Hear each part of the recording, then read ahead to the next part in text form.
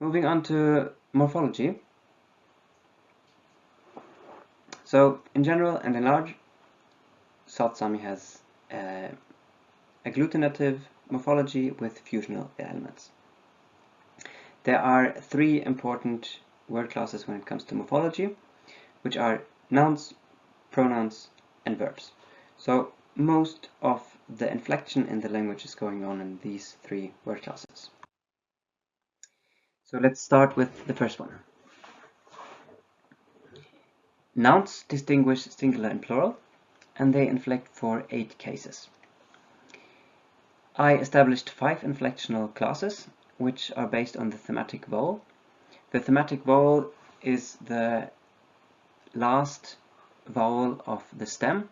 In the example here, more, tree, it is the final e, more. And I want to emphasize that I speak of inflectional classes and not declinational classes, since all groups, all nouns, basically take the same suffixes. So there are no different declension classes, but we can group them into different inflectional patterns, which I call inflectional class. If we have a more closer look at the paradigm, the plural is always marked, the nominative plural is always marked with an H, and we will find this H marking plural also in the verb paradigm. There is quite a lot of syncretism in the paradigm. For instance, moerite, accusative plural and illative plural, moerite. We have the locative plural moerine, the commentative singular moerine, and the essive moerine. The essive does not distinguish number, so as a guest or as a tree, you don't distinguish number in this case. Otherwise, it's quite easy to identify morpheme boundaries, at least in this inflectional class. You also can see that the plural is marked with an E.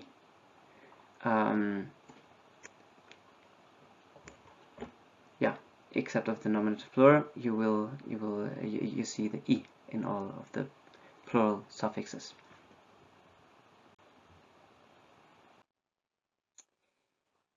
In the pronouns and forms and demonstratives, there are lots of different ones. We have the singular, and at least for pronouns, the dual and the plural. And we distinguish between 7 cases, which are all of the aforementioned cases minus the essive.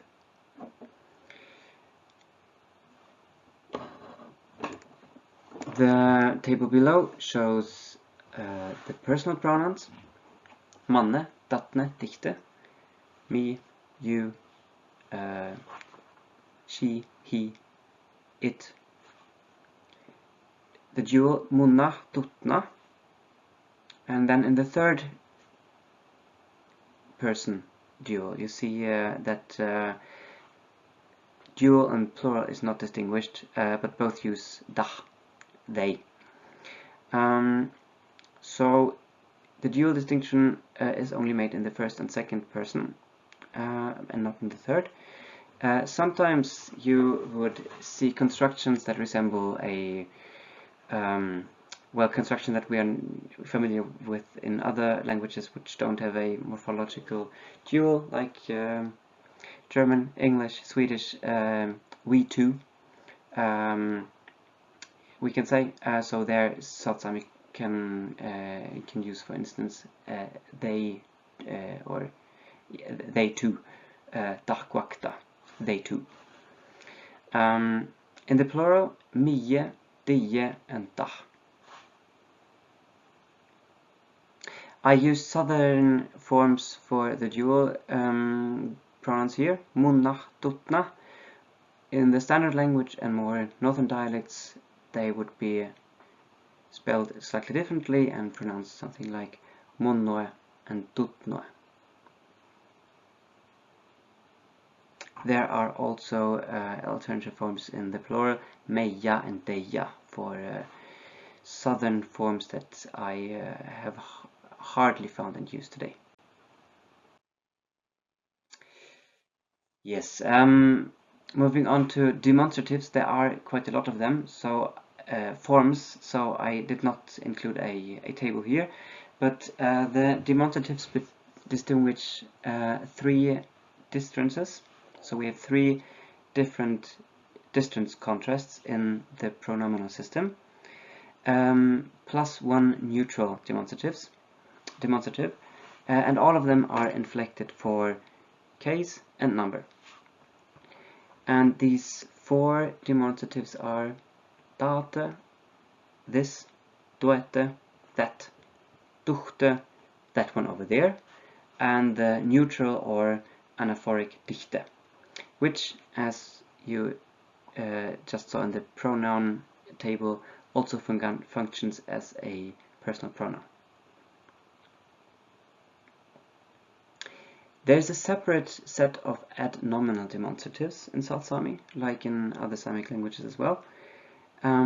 So, for instance, if I say in that house and look at that, the that is the same.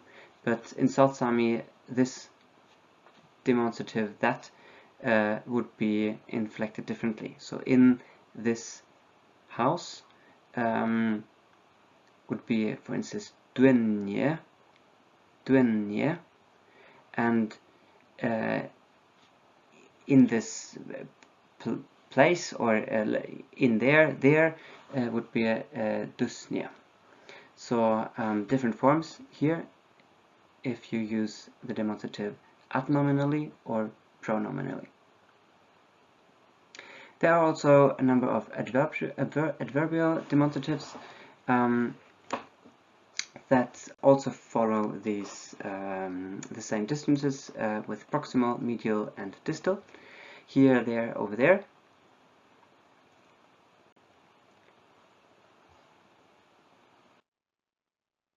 Moving on to verbs, and exemplified with the verb luhket, to read. By the way, I now jumped over to using the orthography. So in the phonology slides I used a broad phonological transcription, while I now moved on to using the orthography of South Saami. South Saami has an official orthography, has had it for quite some time, over 40 years by now, and I will use this throughout the course, and I also used the orthography in my grammatical description. So let's have a look at the verb luhket, to read. The singular luhkem, luhk, lohka. In the third singular present tense we find some kind of umlaut, and I also marked that the person is marked with a zero, so it is unmarked. It is kind of well, it is a stem, but it is an altered stem. In the dual, I only put one form, luhkien, and that is actually the first person dual, luhkien. We too read. However, the dual isn't really in use, at least the second and third person. In spoken language, we find it more in revitalized language, and of course in textbooks and previous descriptions of the language.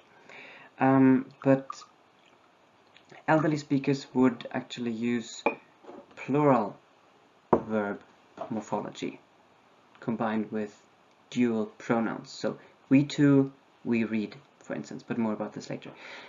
So therefore I only put one form in the dual. And the plural, luhkebe, luhkete, and luhkie. You see the H in the third person plural. In the past, we have the past tense marker I. Luhkim, luhki, luhki. Luhkimen for the first person dual. And in the plural, luhkim or luhkiyo as a southern variant, luhkit, luhkin. Then in the infinitive you see two forms listed.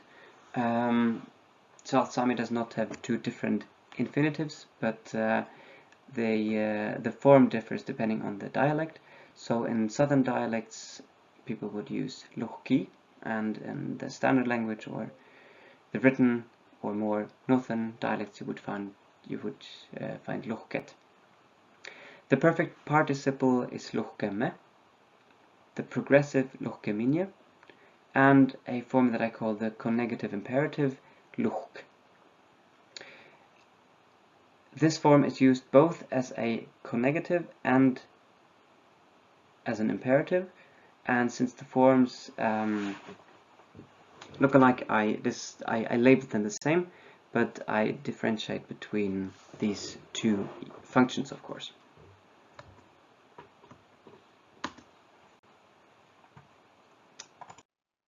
So, just a brief note about word formation. South Saami has, like other Uralic languages, lots of derivation. However, I think